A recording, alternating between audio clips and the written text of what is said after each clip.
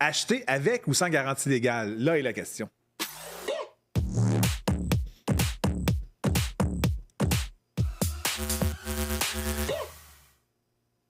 Bonjour à tous, bienvenue dans une nouvelle capsule du Bistrot de Limo. Je suis avec Stéphane Turmel, courtier immobilier pour Via Capital à Québec.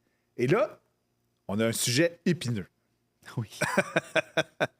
On voit de plus en plus sur le marché des cas où des maisons se vendent sans garantie légale. En tant qu'acheteur, est-ce qu'on fonce là-dedans? Est-ce qu'on fait « Oh, j'aime mieux éviter ». Dans le fond, il y a une réalité, là, je pense, qui est en train de se faire. Là. Bien, la réalité est là depuis la surchauffe immobilière.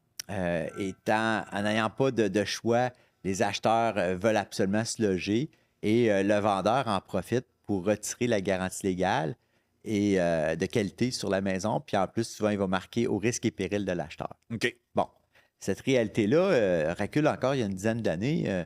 C'était vu seulement dans les reprises de finances ou dans les successions, OK. ou dans la personne qui avait acheté un de ces deux produits-là puis qui voulait revendre, il ne pouvait pas donner une garantie qu'il n'avait pas eue.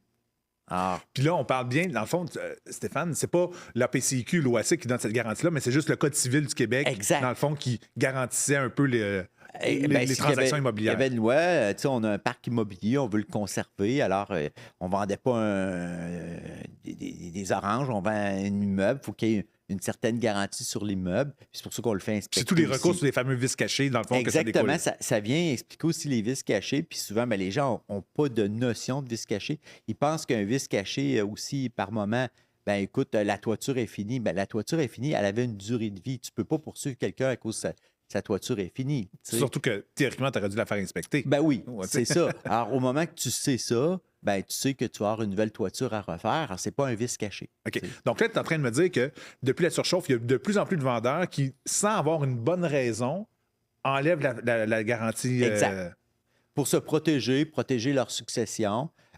Souvent, ils sont de bonne foi, la plupart du temps. Puis c'était pratiquement, à un moment donné, toutes les maisons qui étaient comme ça. Là, après, c'est venu un sur deux. En ce moment, on est peut-être 1 sur 3 parce que en 2023, là, les 2024, ça fonctionne avec la jurisprudence. Tous les notaires et les courtiers immobiliers se sont fait donner une tonne de roches là, par les gouvernements, puis les juges, puis les juristes en disant écoutez, on peut comprendre qu'il y a certains cas où, oui, vous n'avez pas le choix, le monsieur est âgé, le monsieur est malade ou il veut protéger sa succession.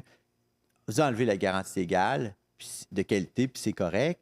Par contre, autant que possible, essayez de la laisser là parce qu'on détruit la valeur de notre parc immobilier, puis on ne sait pas si ça va revenir à l'équilibre ou Mais là, tu amènes un bon point. Tu dis que ça détruit la valeur du parc immobilier. Est-ce qu'une maison qui est vendue sans garantie légale est moins chère sur le marché? Pas en ce moment, parce que Ah. justement, on a une pression sur le parc, puis les gens, ben justement, vont facilement enlever cette garantie-là. Mais recule il y a 10 ans, la personne qui achetait une reprise de finances, parce qu'on lui enlevait la garantie de qualité, puis que l'acheteur acceptait ce risque-là, pouvait avoir souvent un escompte qui variait de 10 à 30 de la valeur marchande de la propriété. Ouais, Alors, il se disait, un deal, bon, là. ben, hey, si j'achète cette maison-là, puis moi, j'ai moyen de la garder propre, puis j'achète ça pour longtemps, puis j'ai 20 d'escompte, ça vaut la peine.